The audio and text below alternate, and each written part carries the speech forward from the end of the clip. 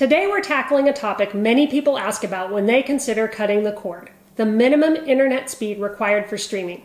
This is super important because if your internet isn't fast enough to stream effectively, you'll have a horrible experience. Yeah, cutting the cord on cable is a fantastic way to save money.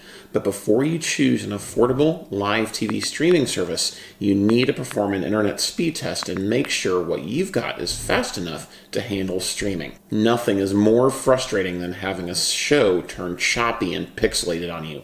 You don't want to end up with the death spiral on your TV. Yeah, I am sure that's been the cause of more than one damaged remote or cracked TV screen. Now, we have done the research, and we're going to tell you the internet speed required for streaming TV through the 6 most popular live TV streaming cable replacements: Fubo TV, Hulu Live, Philo, Sling, Vidgo, and YouTube TV. And we're also going to share the best speed you need to stream all the most popular on-demand streaming services like Disney+, Paramount+, Hulu, and more. Yeah, before you cut the cord on cable, you need to watch this video to the end and make sure you have the best internet for live streaming. Now, before we dive into the minimum megabytes per second, or MBps, required to stream various live TV streaming services, let's talk about a few things that can impact your internet speed. There is a lot that goes into how fast you can browse the internet or watch streaming TV. Yeah, the first thing is connection type. The connections available where you live play a big role in determining your internet speeds. If you live in a rural area, you may not have the quickest options available to you, and you could therefore experience a lot of frustration when you do something that uses more data per second, like trying to stream in 4K. Streaming data is like a river. It can be wide or narrow, shallow or deep, but the larger the stream of data you get to surf the net in, the more it costs. Your goal should be to get just enough to do what you want without interruption or buffering. That's so true, Nicole. And another factor that impacts your internet speed is how many people you have using the internet at once in your home. In our home, 5 of us work, go to school, and watch streaming content. At some points in the day, 3 or 4 of us could be streaming on different screens at the same time.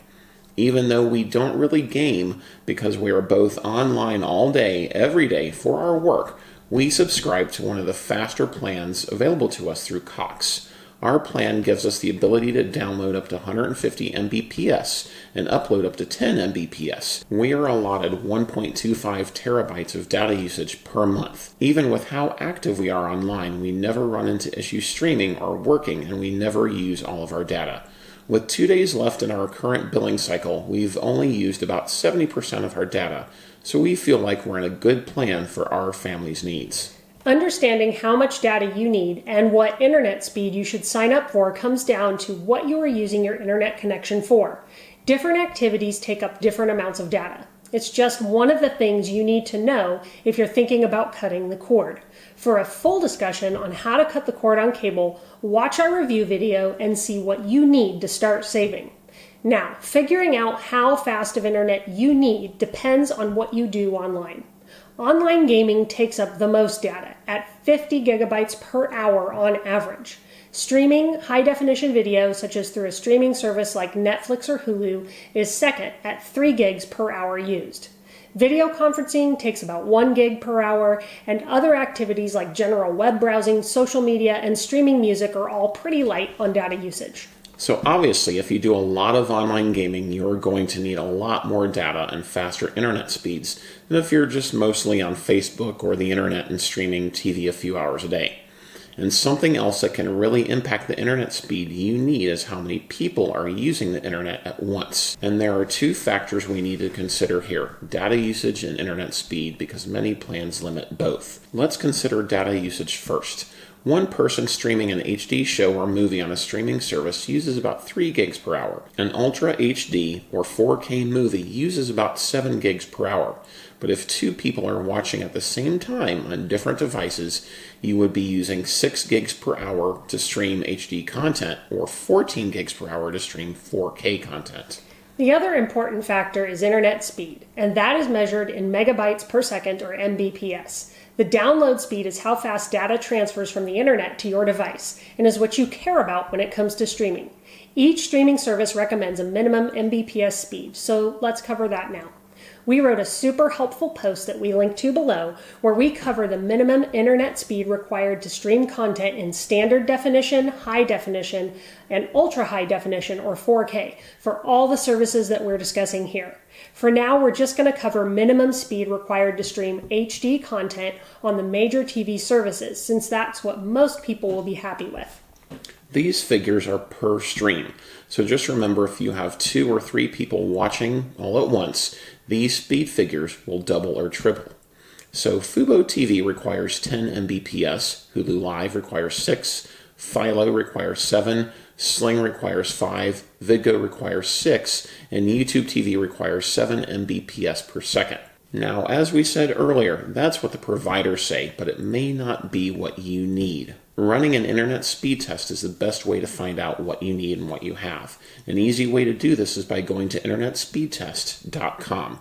When we tested our speed, we saw our download speed is 156 Mbps, our upload speed is 10, and our ping is 11 milliseconds. Ping is latency, and it measures the response time between your computer and your internet service provider. Anything under 100 is generally considered good for streaming. However, if you do a lot of online gaming, you'll ideally want a ping number around 30 to 50. With ours at 11, it means we can do just about anything without any buffering. Yeah, and we really never have any issues streaming live TV or on-demand content. Speaking of which, let's cover the minimum internet speeds for on-demand streaming services because they are different than live TV streaming requirements. The good news is that on-demand services like Hulu and Disney Plus require lower internet speeds. Amazon Prime Video requires 3.5 megabytes per second, Discovery Plus requires 4, and Disney Plus, ESPN Plus, HBO Max, Hulu, and Netflix all require 5 Mbps. Just remember that's per stream. So if 2 people are streaming Netflix at once, you'll need 10 megabytes per second. So is your internet fast enough to stream? The best way to find out is to use a free trial period and see what your experience is like. Most of the services we've mentioned here offer a 3 or 7 day free trial. We link to those below. And some on-demand services like Hulu and Netflix offer a month-long free trial to new members, which is plenty of time to see if you experience buffering. Now, before you start the free trial, call or visit your internet service provider online and find out what your data limit and download speed is in megabytes per second. Regardless of what they say, try a streaming service or 2 and see what it's like. If you have a lot of buffering, you might need to upgrade to the next plan up. Or it might be a hardware issue. Connecting your computer or TV to your internet router with an Ethernet cable instead of a Wi-Fi connection could solve the problem. Or you might need a new Wi-Fi router or perhaps a newer smart TV. We bought both at Costco for $50 and $300 respectively, and we have lightning fast internet with almost no buffering. To test your Wi-Fi connection speed, perform a speed test on your phone at different points in your house and see if your results are consistent. Well, that's it for us today, but that's not all there is to know about cord cutting. Our review videos can help you find the best streaming service for you. We link to a few of them below, so check them out and start saving today. Let us know what questions you have in the comments below, and if you haven't already, smash that red subscribe button so you can be notified of all of our new content.